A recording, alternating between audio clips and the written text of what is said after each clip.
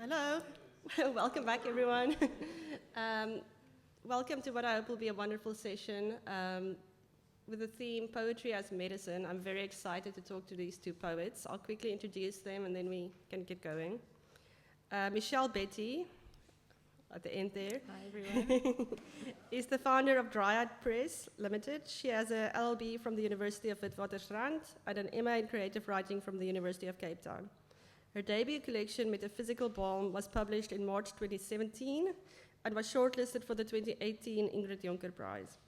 Her second collection, Dark Horse, which we'll be talking about today, was published in 2023 and was a finalist in the 2024 Glenna Luche Prize for African Poetry, the Humanities and Social Sciences Award in Poetry, and the winner of the 2023 South African Literary Award for Poetry.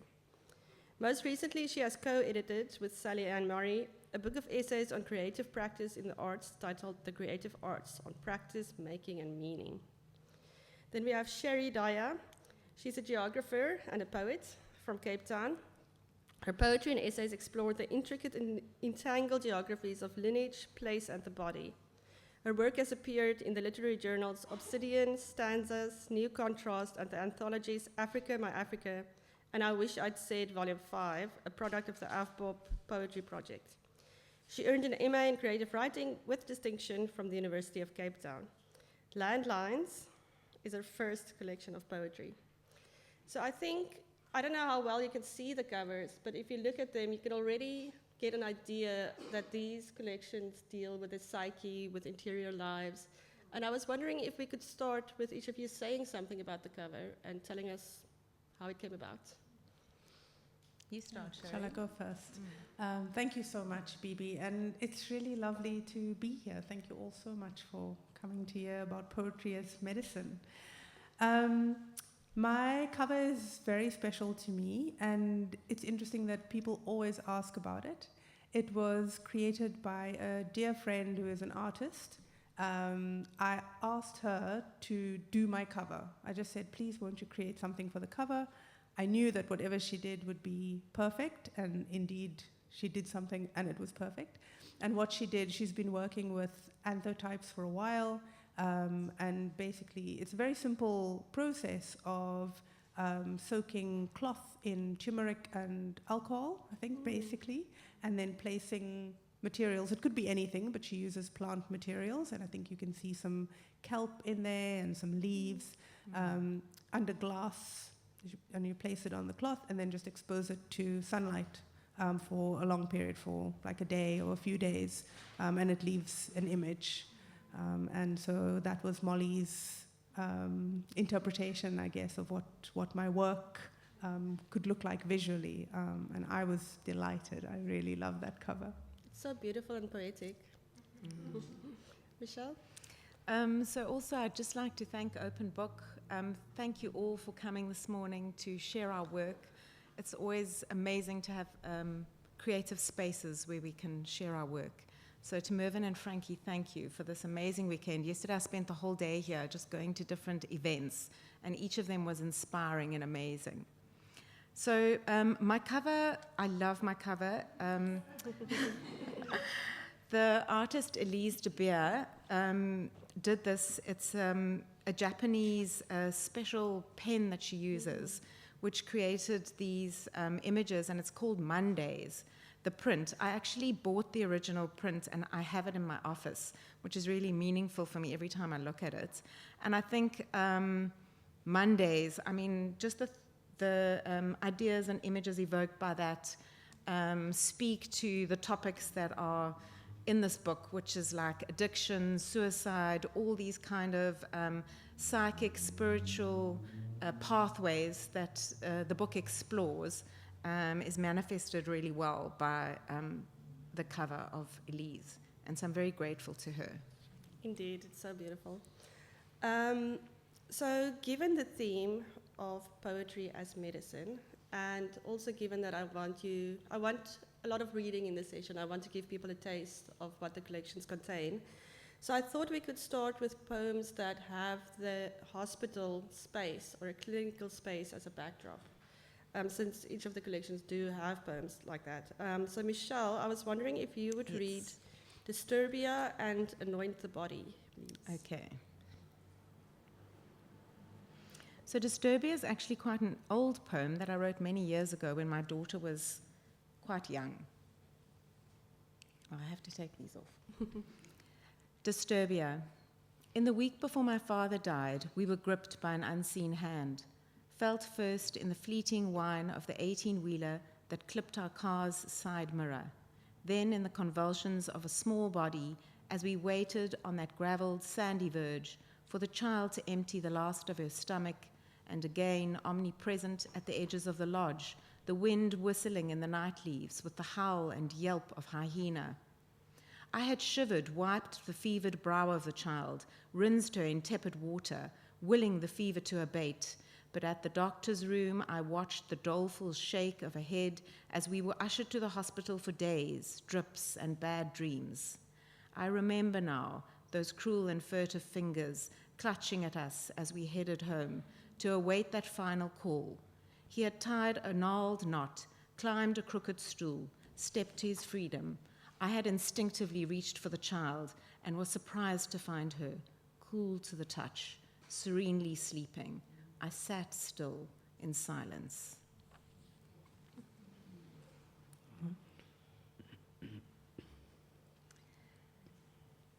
Sorry, I'm just finding the page for the next. So, Anoint the Body is one of my favorite poems, and it speaks to my brother, Helen. You know this poem well. My brother survived 40 days on a ventilator during COVID, and it was really through a very intervention, really, that I experienced when I visited him in the hospital that I've written about in this poem. So this is Anoint the Body. Anoint the body with oil and water, we were told. Make the sign of the cross. Light a candle. But the priest said he no longer anoints the sick in hospital, COVID and all that. Just too risky. We rolled our eyes, even the priest. So every other day in the ICU, I anoint your body with holy oil and water. I, sinner, poor in temperament, anoint your forehead with oils. Turn your palms to face me. Make the sign of the cross along the vein of your lifeline. Pray for mercy. I even anoint the machines, the ventilator, the catheter, the pipes, tape, and tubes. I sprinkle them all with holy water. Murmur blessings, recite prayers. Always, always I anoint your sheets, your metal bed, the foam mattress, the place where you lie. I sprinkle water, pretend I am a sage, rub oil into your temples, and before I leave, wet your hair with water, curated by others, holier than I could ever be. Finally, I seal the oil and water, blow out the candle. Only a miracle can save you now. Thank you, Michèle. Shari, one of the things I really love about your collection is all the long poems. I am a sucker for a very long poem. But because they are so long, I've asked you to prepare some excerpts rather than to read the complete poems. So can you read us, please, some excerpts from On Accidents in Fragments? Yeah, I'm so struck by the connections between some of what Michèle has just read. It feels incredibly resonant. So like Bibi said, I'm just going to read some extracts from this sort of poetic essay, which is a fragmented essay. It's written in fragments. And the essay was actually written in response to a prompt to write about a color. And I think I'll come back to this point later in the conversation, but it's really interesting that it's actually about something quite different in the end. So I'll start at the beginning and then I'll skip around. So, On Accidents in Fragments. Children come like stars, encircled by light. Behind them, the chorus line singing advice. Sleep begets sleep, enjoy them while they're young. You can't take your eyes off them, accidents happen fast. The winter he was 4, my baby played at the edge of the garden in the sunlit evening. The game involved smashing a thing with another thing until the world fell apart. Accidents happen fast. The aftermath is always slow. A time of learning, non-linear, looping. I was out for a walk in the sinking evening. I was backlit. I was set to music. The call interrupted the exquisite privacy of my headphones, and I ran all the way home. Our GP holds the perfect balance of warmth and distance. She is warm yellow, tending towards green, cool and calm. She lays my baby down and aims a light into his eye. All the frequencies in the room go very low. The moment between the setting down of the torch and the next words spoken stretches out to transparency. What we call light, waves that are generated by an electric or magnetic process, excited electrons. What we call color, just the speed of the light coming at us. There is another spectrum, with a high-frequency 4-year-old at one end and death at the other. A general anesthetic suspends my baby somewhere in the middle, while the surgeon sutures the cornea's ragged edges and washes out the milky lens. The cornea has 6 layers. Like so much of our anatomy, Western medicine has given them the most beautiful Latinate names. Epithelium at one end, endothelium at the other. In between, Bowman's layer, Dewar's layer, Descemet's membrane, litanies for medical students. What kind of needle stitches the layers of a cornea? We give thanks to God and the surgeon and the anesthetist.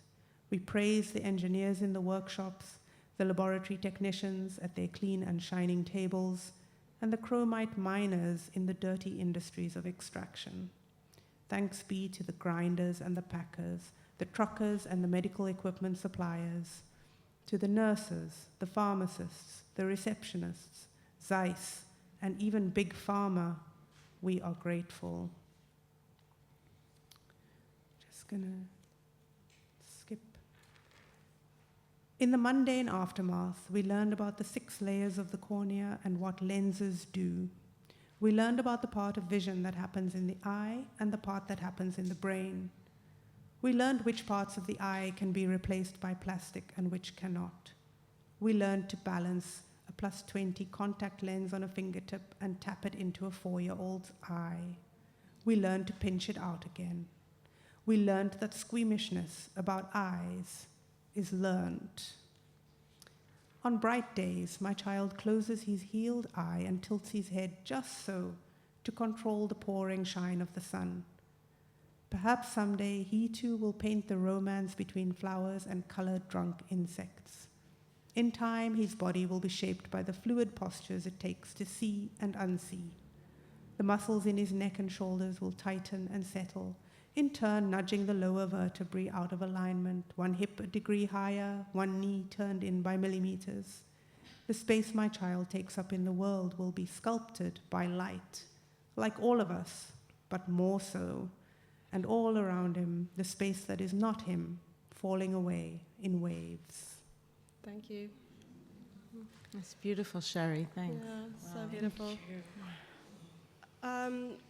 As you can tell, these collections contain poems that deal with very difficult, even dramatic topics. And my question is, this idea of poetry as medicine, is that your experience? Do you feel that writing or reading poetry can be therapeutic? Or is it more something like, while you were reading, I was struck by one of the things that the poems have in common is this appeal to religion, this desperate clinging or trying to say thank you to the... Is poetry sometimes more something like that? Or is it something completely different for you and any therapeutic value is just a side effect? Well, I think that initially poetry acts as a very cathartic experience.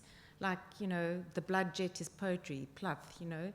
It's an outpouring and an experience that you have.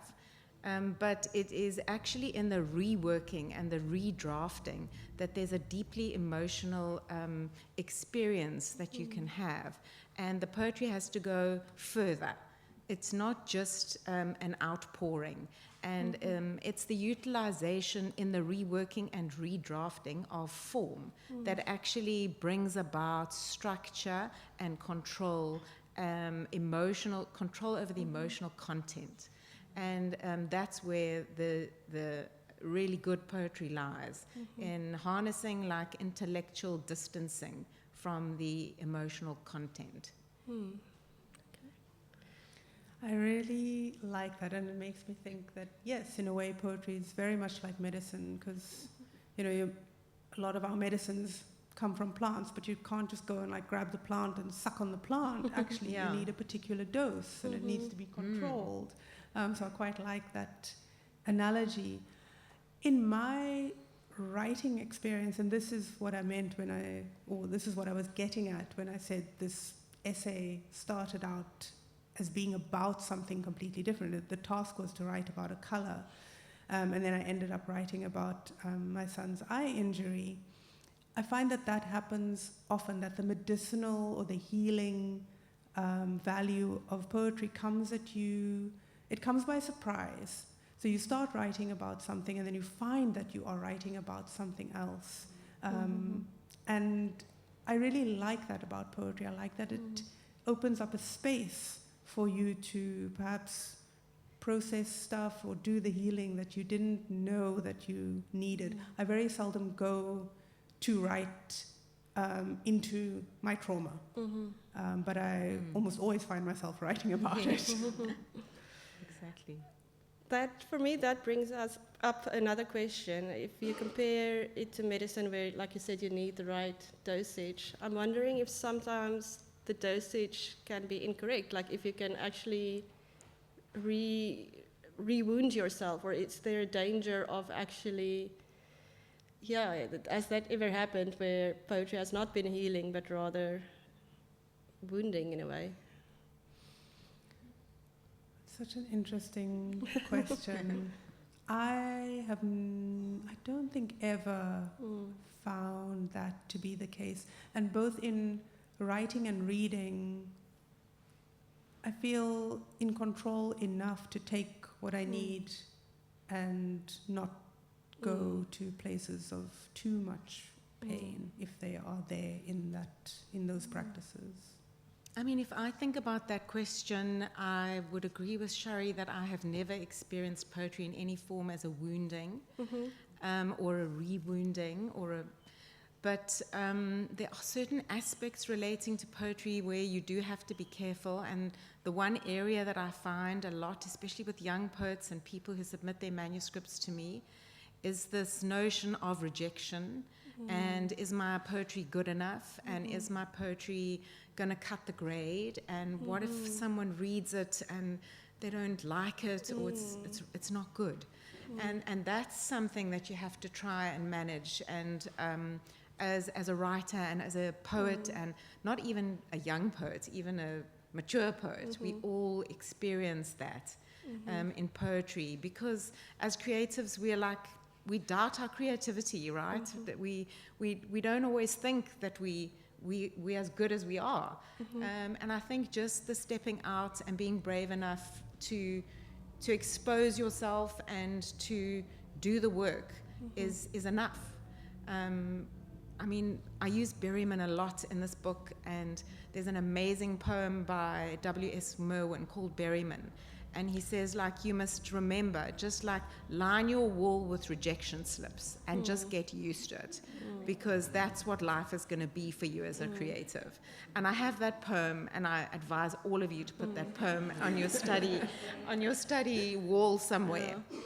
And I read it often, because it's what we all experience as creatives, rejection on an ongoing basis, from every journal you've ever written to that said no, or submission that you've submitted where you get rejected.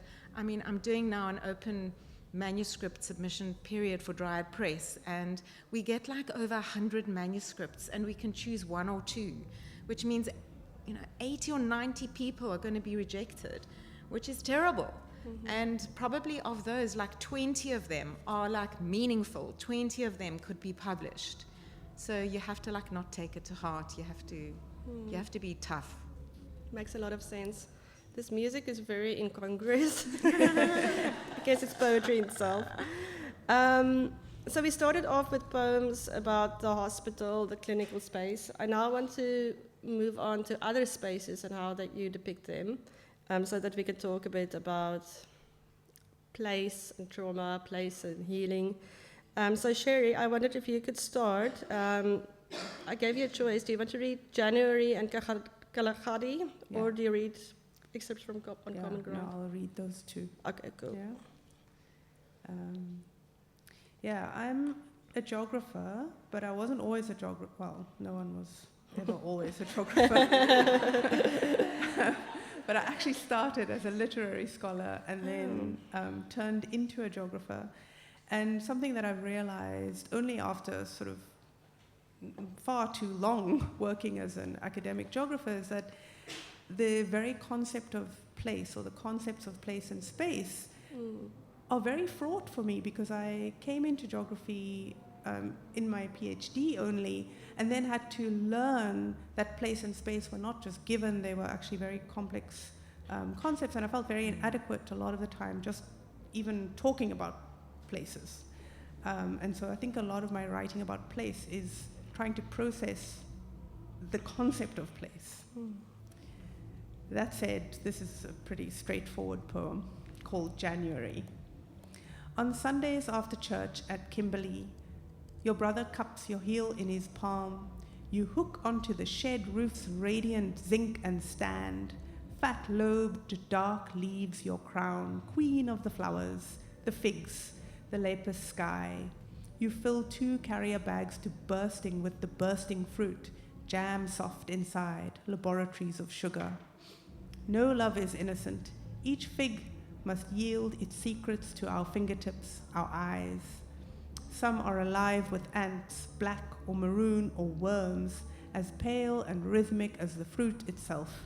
You learn like this to pass the sweetness and the dark, the thrill of hot, soft, quiet lives. And just to say, Kimberley, spelt with a C in that poem, was the name of my grandmother's house, because they came from Kimberley, and my grandmother longed forever, for the rest of her life, for Kimberley as home. And Lynthia, who lives in Kimberley, couldn't be here with us today, but I was interested in the Kimberley connections. And then the second one I'm going to read is called Khalahadi, 68. 68. And I've been lucky enough to travel to the Khalahadi a few times, always in the heat of summer. Khalahadi. We came here for the wildlife, the charismatic megafauna. Instead, we find rains things everywhere igniting the air. Butterflies, confetti, bright above each seep and waterhole, quickening the grasses, a harvest of light. Not exactly disappointing, but unexpected. Do you remember being 19 at 4 a.m., our hair full of smoke, French kissing on Long Street?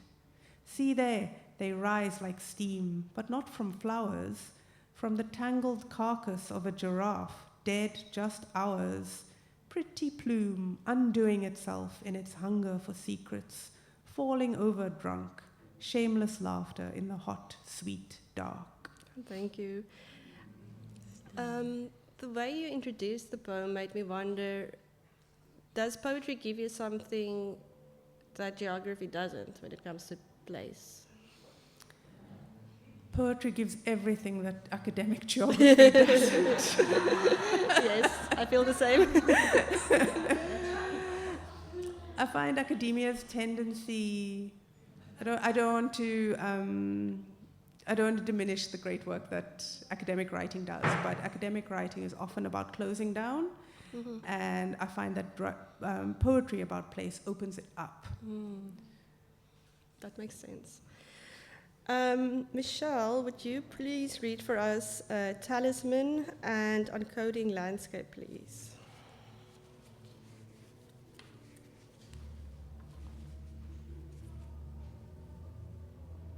Talisman is on page 11. Oh, thank you. Suddenly forget. Read it a million times. Talisman. On cliffs that nestle high above the house, while Mom lies still asleep, we children climb the path with Dad. From stone to stone, a hop and skip, the wind a breeze, the morning dew wet on grass wedged between the rocks. And everywhere, oversized pink proteas, their blooms cupped in tough, abundant leaves emerging wild. You may not pick them, Dad always would say. You cannot remove from the earth what you cannot return. These days, alone on mountainsides, I walk among the wildflowers and rub stems of yellow-scented cyanocarpa circled by white petals thin as tracing paper, talisman and Solomon's seal nestled between my fingertips. Thank you. So I think like everyone finds landscapes an extremely inspiring topic. Like for me, landscape is a place where I find great ease and comfort in writing. I don't know if any of you watch Ben Vogel. I love Ben Vogel. So he has these travel shows on BBC Earth, and his latest one is about the Scottish Hebrides, and they're these remote islands in the very north of Scotland. And he does this one interview with this woman where they're walking on this most remote beach, and she says unequivocally there is a spiritual presence that she communes with when she walks down the beach. And I believe in that experience in nature. You can find and commune when you are in nature. So this poem, Uncoding Landscape, is the last poem in my collection. And I wrote it after reading one of my favorite poets, Seamus Heaney's The Peninsula. And I encourage all of you to go and read that poem. But this is my poem, Uncoding Landscape, after Seamus Heaney's The Peninsula. Heaney writes, when you have nothing more to say, go drive around the peninsula. And shock-stilled I do, searching the contours for his rocks and logs, fields, leggy birds, and islands rising out of fog to the bay.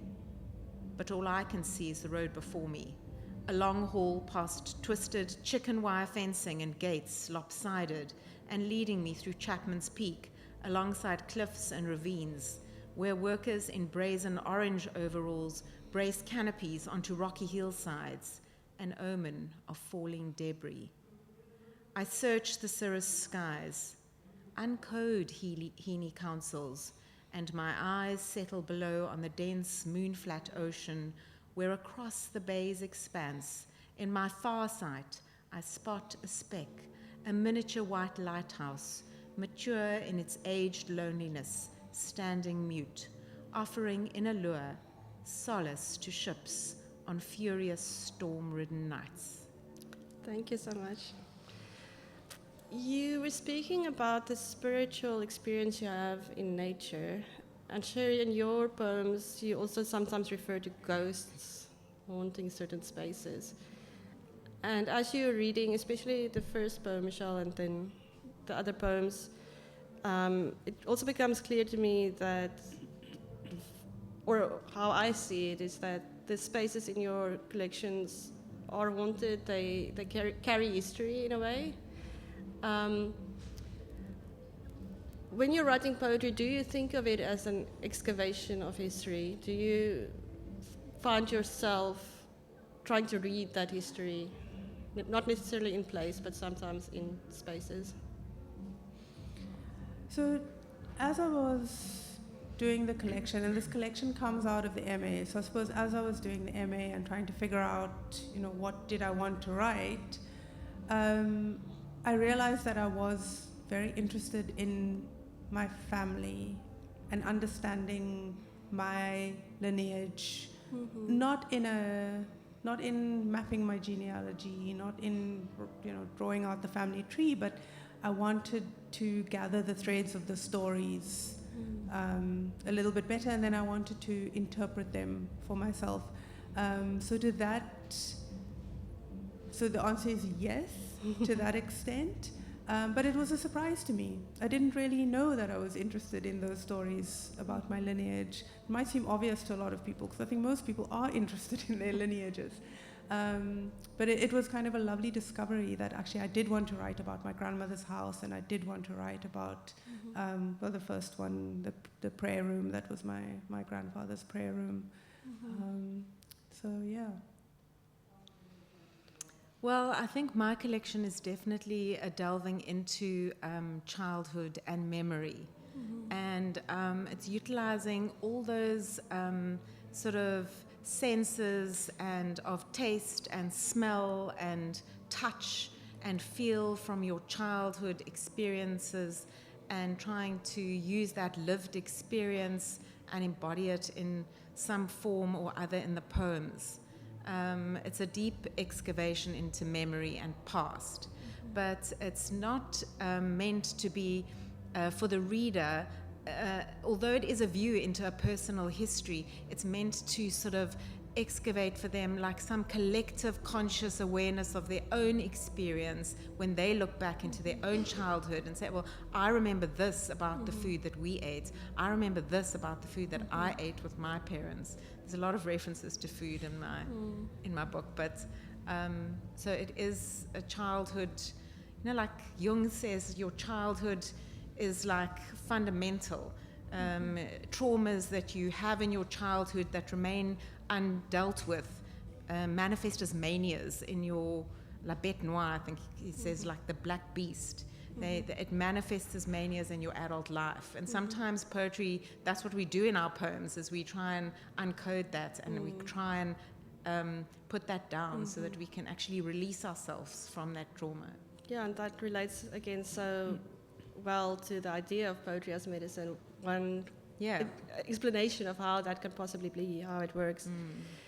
But that also made me think, and I'm basing this also on a conversation we had just before this started. You both said for yourself, the poetry you find healing, but how did your families react? Is that something you think about when you're excavating difficult histories? Is it something that you're worried about, how other people will respond, or is that outside of your concerns? Deep breath. I didn't really think much about my family as I wrote about my family. And then the book went out into the world and got launched, and my family all came to the launch, and I was confronted with the reality of looking at these people. Not that I think I say anything bad, but it felt incredibly exposing to read my very personal, I think, memories and words through their eyes, sort of guessing what they might think and feel. And I still find it a little bit overwhelming. So my mom, who's not here today, she has sent me several WhatsApps and said to me, just to paraphrase, your words. And I don't really know what to do with that, to be very honest, because I did the work and now the words are there. And I'm not sure that I can do more emotional labor of translating the memories through conversations with my family. Maybe that will still come. I don't know, people who are more experienced can maybe tell me what happens next. Yeah, Michèle? I mean, my experience was very similar to yours in that when I wrote, I never wrote with my family in my consciousness. I wrote poems that I wanted to experience. I mean, as a poet, you have this emotive response. I mean, when I write, my fingers actually tingle when I type and write. And so you write, and you don't have, well, I better not write this in my... But then before I came to publication, I thought, shit, I better send this to my mom so she can assimilate it and just sit with it for some time before... And she was the only person that I sent it out to in advance. So my brother and my sister and my other family members, I never circulated the work, and they just had to deal with it as it came through and process it in their own way of processing it. I think it's different for every poet. I think the way that you deal with it and how you sit with that is a personal one. But I don't think that you have an obligation to go to people and say, well, I've written this about you, because then everything that we write, we would be having to go to people and say, well, is this okay with you? Yeah. I mean, I write a lot about my kids, and I don't think they've read anything. My 11-year-old was very keen to know whether his name was at the beginning. Does it say, for Asher? And I said, well, no, because it didn't occur to me to do that. But if you look at the acknowledgements, you're there, and then he was totally satisfied. And I haven't yet pointed out, certainly there's one poem that is totally about him. And then the bit on accidents that I read, is about Enzo, but he's much more into Harry Potter at the moment, so I'll give him that. Yeah, maybe poetry as a genre gives you some leeway. Like, not a lot of people read it. I mean, I love it. While we're still talking about personal history, I was wondering, Michèle, if you would mind reading La Infraordinaire, which is one of my favorite poems in the collection. So this poem is quite a long one, everyone, just to prep you. I hope you enjoy it, but it is one of those poems, La Infraordinaire, the infraordinary, as opposed to the extraordinary. So it's about the everyday, the mundane experiences, and it works a lot with nostalgia. So that's often not a very popular mechanism that people are encouraged to write with nostalgia, but it's a very deliberate form. And this poem I used as a framework, Dennis Hurson's poem, I Remember King Kong. I don't know if any of you remember that, but it's from the 1970s, and it's a very well-known long poem written by Dennis Hurson, where it's written in refrains, each of which begin with I remember. And it's specifically to invoke nostalgia, so it's a very personal look back into your history, but with the aim of creating some kind of social, political, emotional response in the reader. So just sit back and enjoy this, if you can. I hope you do. It is a bit long, but... Le Infraordinaire. You've remembered my life for me, Jean Weil. I remember on the West Rand, pink proteas growing wild and in bloom on the kopje outside our house. I remember the filtered sunlight in the sunroom, the morning Mother carefully ironed the white crepe of my first Holy Communion dress. I remember my fingers dripping water as I rolled raw rice and lamb mince into veined grape leaves, the shape of my hands. I remember sitting at the kitchen table watching Mother scoop out pips and pulp from the inside of marrows to make kusa. I remembered when Joanna told me she could not sit on the park bench because she was black, not brown. I remember every Saturday my father marking the newspaper with a pencil to prepare his bets for the races that afternoon. I remember the noise when the police raided the staff quarters in our road to check that Joanna and people like Joanna had their passbooks. I remember the mix of salt and flour on my fingers as I turned soft dough around little balls of meat to make caps for shish barak.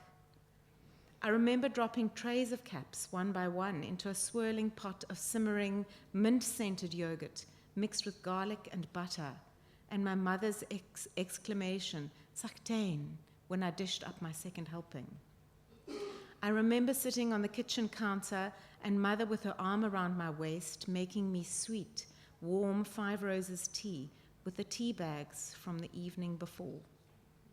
I remember when Joanna knelt on the carpet, looked into my eyes, and told me she had to leave to go home.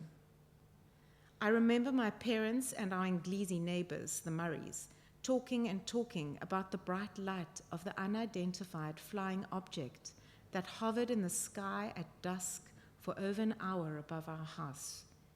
I remember listening to my father and uncles whispering of how some years ago, in the 1960s, the Lebanese couldn't own property in Johannesburg because they were not classified as white. I remember the lines of white iceberg roses planted alongside a dusty sand road in a place called Santon for the opening of the fancy new Maronite Catholic Church, which had been relocated from Forsberg. I remember the refracted light spilling from the stained glass windows in the Rosebank Catholic Church, the cool air from the vaulted ceilings, and me peering over the top of the pews, trying to memorize the I believe. I remember sitting cross-legged in front of the Telefunken, watching Neil Armstrong step onto the moon, and my father saying how the Russians must be going crazy. I remember telling my parents that the most popular girl in grade 1 was given 2 rand for the tuck shop, not 20 cents. I remember the brown, square, cardboard suitcase with gold-colored latches that my Sutu and Judu proudly bought me before I started grade 1. I remember my brother and sister and I traveling around Johannesburg, sitting in the boot of my mother's bright yellow Volkswagen Beetle.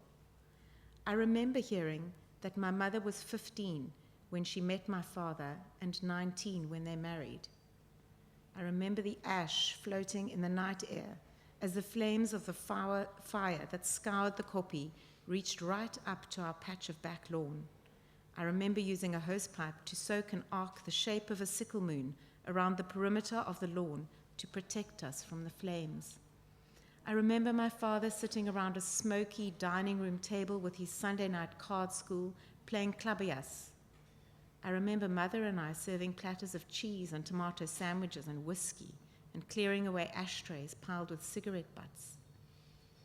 I remember large family lunches with uncles, aunts, cousins, and the parish priest, children running amok all over the house, and endless bowls of meza. I remember when my mother told me that Sutu and Judu couldn't visit anymore because there was a car accident. I remember that my mother, unable to sleep, was reading Thanatopsis in the middle of the night when she received the call about that accident.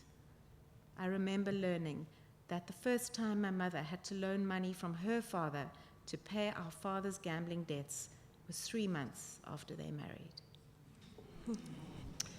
Thank you so much. I think for ending this part of our conversation on such a beautiful incantation almost. So do we have any questions from the audience? One here in the front. And then Atambile.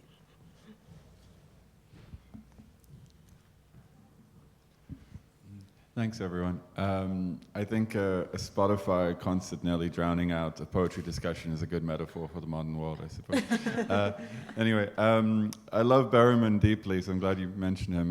One of the moments in which poetry kind of got into pop culture recently, which I loved, was if you know the show Succession, HBO show, the final episodes of every season had the names of lines from a Berriman poem, All the Bells Say, which is a beautiful poem, and if you read it, it kind of is a key to the entire series, and it's so brilliant. And I thought that was an amazing moment where a very intelligent creator of the show managed to kind of sneak poetry into the popular consciousness, which is no mean feat, of course. But as people who publish poetry, who write poetry, and do it in a world in which poetry is often slammed as being elitist, or at least something that people don't read, what do you think we can do to broaden the appeal of poetry, or kind of, you know, find a way to make it, or should poetry stay as it is in some way, like a minor pursuit in whatever way, you know? I think maybe let's answer and then go to the next question. Thank you for that question. It's a very interesting one. I actually watched Succession, and I don't remember seeing the Berriman quotes at the end. I think it was because I was so shocked after every episode. It's just like... It was the title of the last episode. So oh, right. Oh, okay. That's probably why I missed that. I think, just to come back to your question about poetry, I do feel slightly old-fashioned in the sense that I think it's really important to retain poetry as poems written on the page. The new idea of trying to TikTok and Instagram poems doesn't resonate that well with me. And I know it's an old-fashioned point of view. And I think like we're all so desperate to try and increase readership and get young people involved in reading poetry. And I mean, Rupi Kaur writes these poems that are like 4 lines long. I just like, I can't. Sideburn. I can't get my mind around it. I'm a traditionalist. I like seeing the poem on the page. But I was interestingly having a conversation. The space is such an amazing space. So when you go out and have coffee, you meet so many interesting people. And I was having a conversation with a woman when we were having coffee in the foyer who said that you have to find a place for poetry with young people and, who can read their poems, stand-up poetry, slam poetry, and how, as a publisher, was I going to incorporate like slam poets and poets who read short, like Instagram poems. And I don't know the answer to that, actually. I don't know. I think we could have a workshop and brainstorm that as to how, maybe you've got better ideas than me on it, Shari, but... This is a perennial question. I don't think I have better ideas. I'm going to sidestep the ideas. But this is a question that keeps coming up, and I feel like a relatively recent entrant or re-entrant into the space. And I'm just amazed. There must be 30, 40, 50 people here. They all came to a session with poetry in the name. My swim coach told me that she's not a big fan of reading poetry, but she really loves to have it read to her. So she likes to go to events where poetry is read. So I keep encountering people who actually really like poetry. And I think we should just keep the myth that actually it's really hard and you don't want to get involved in the poetry scene. And then people will keep sort of sneaking into events and enjoying it. That's a good surreptitiously. Yeah, and they say post-COVID that there's been a resurgence in poetry and people are reading poetry much more than they used to. It doesn't reflect in the sales. I don't know if I saw Corinne, it's affected her sales and they've improved, but my sales are pretty much the same as they were before COVID. But, yeah. I like the strategy of keeping it elite, and then everyone wants it, like the... illicit, even. Yeah. I think the next question was Atambile. Yeah, or do you mind if she goes first for the mic? Or now it's... Okay. I was just going to shout. Thank you for such a wonderful session. We've been skinnering here at the back. You all are just wonderful. My question is about voice. And I guess I've been thinking about this a lot because one of the things I never anticipated, so when you do, especially if you've done poetry in school and even in university, and I think university actually ran this for me, there was this idea that the poet or the author or the voice, so there's this weird person over there, and you're always told there's this separation between the poem as it appears and the person who wrote it. And then all of a sudden when you are the writer, you're like, am I supposed to now pretend there's a separation between me and this poem? So maybe my question is about that, how do you navigate that, especially because I think we all come from that kind of literary training, whether you're kind of a literary scholar or just the way, and then how has that affected how you then end up writing, but then also being a poet in the world, to be actually, these are my words, these are my experiences, I'm not just the poet or the voice. Or is it a shift, or the speaker? It was always the speaker, yes. I could never, and I'm just no, it's John Milton. He said this. Why are you separating him from this?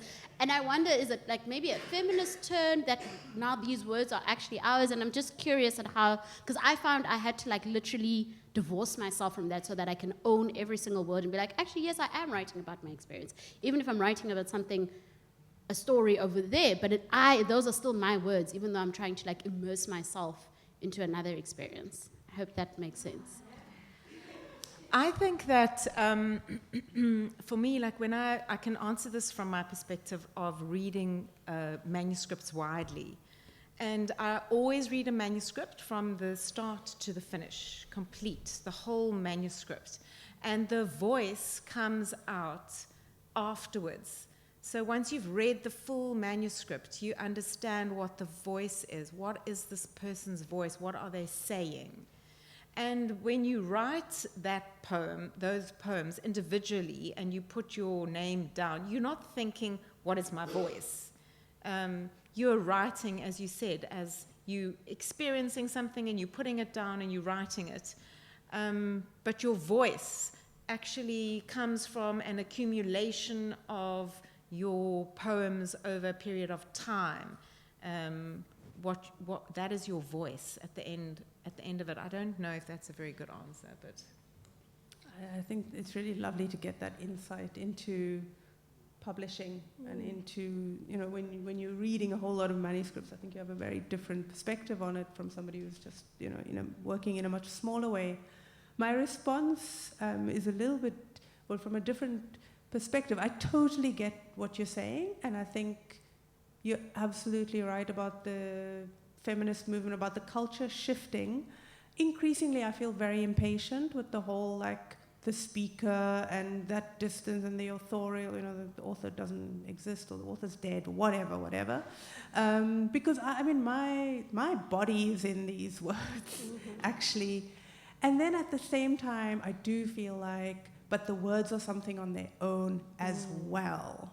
So I feel that sort of shrinking of the distance, and I want the shrinking of the distance between the writer and the speaker.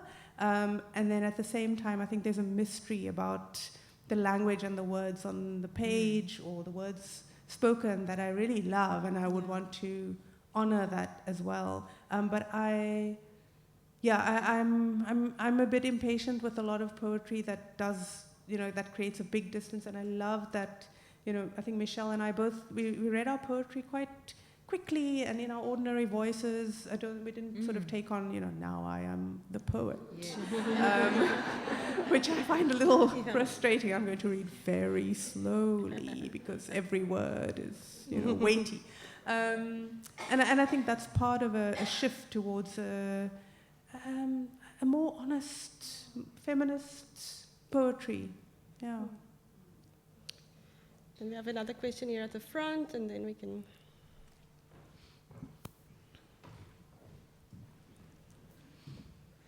This isn't a question, but neither is it a comment. It's just a request to say, well, first of all, to say thank you. You both know that I'm a huge fan of both of your writing. If there's time, could you each please read one more short poem? sure.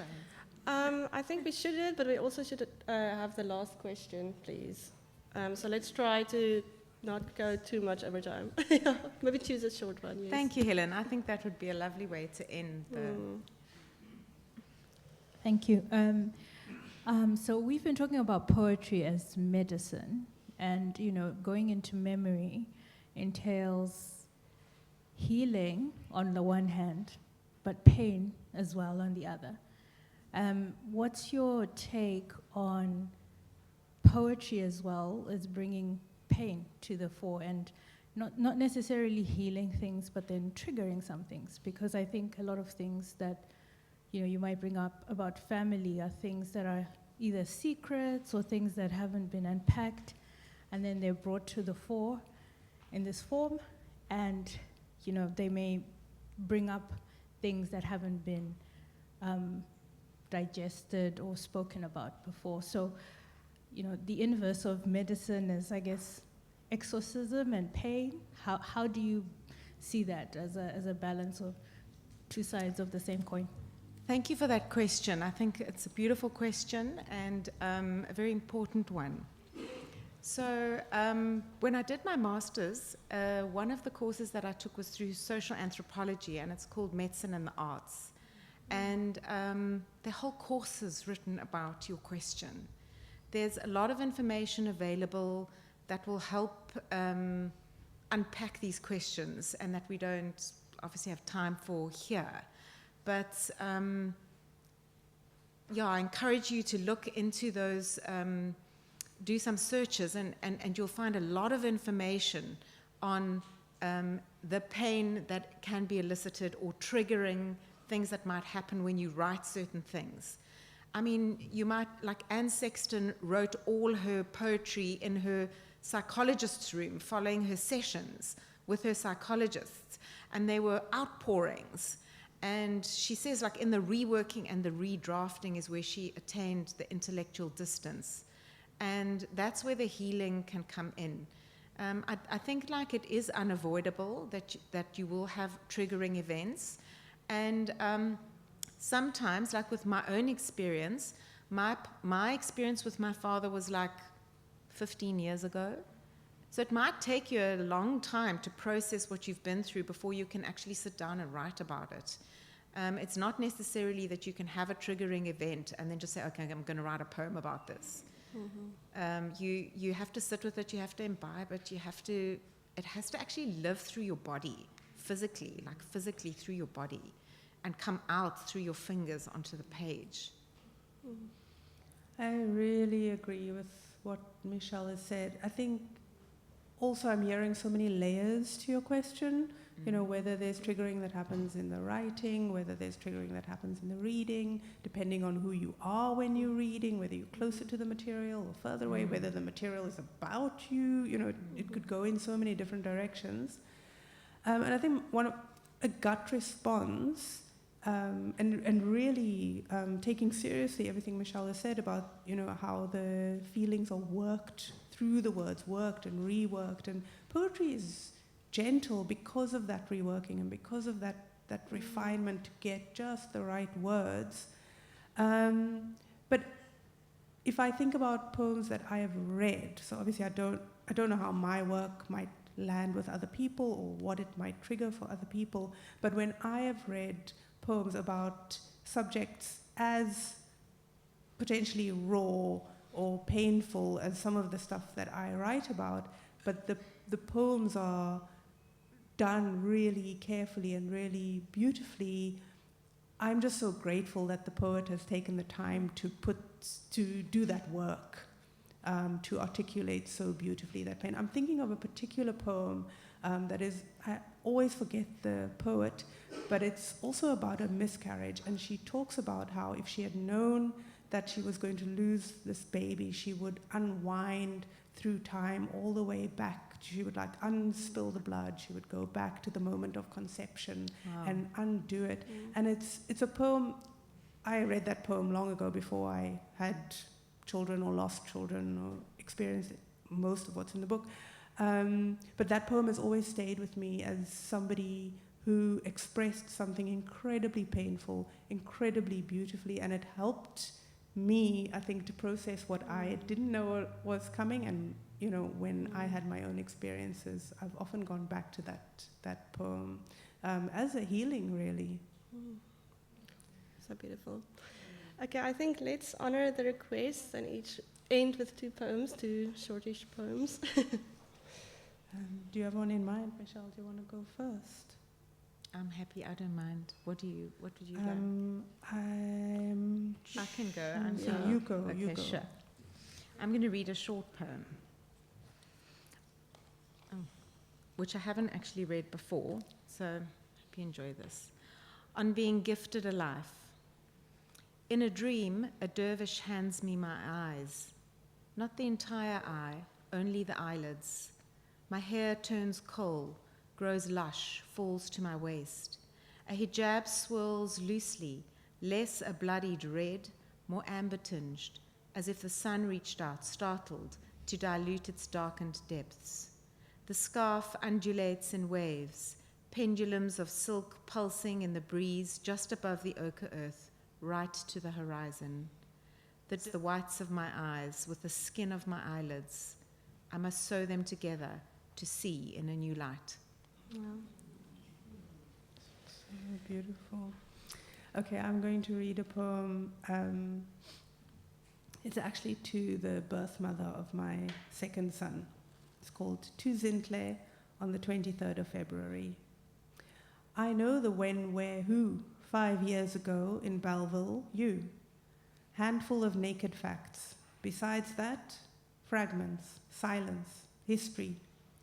I'm told that prayers can move into the past, that God sits outside time, untroubled by false faith in the linear. So now, I kneel on the words, be safe, and may there be a hand on yours all night, a voice to count you through the pains, the tears, the stitches. May they hold intact what needs to be, release the rest, translate the body back into itself. May there be wholeness, promise, a landing on 2 feet in dappled shade, full sentences, prose. Oh, beautiful.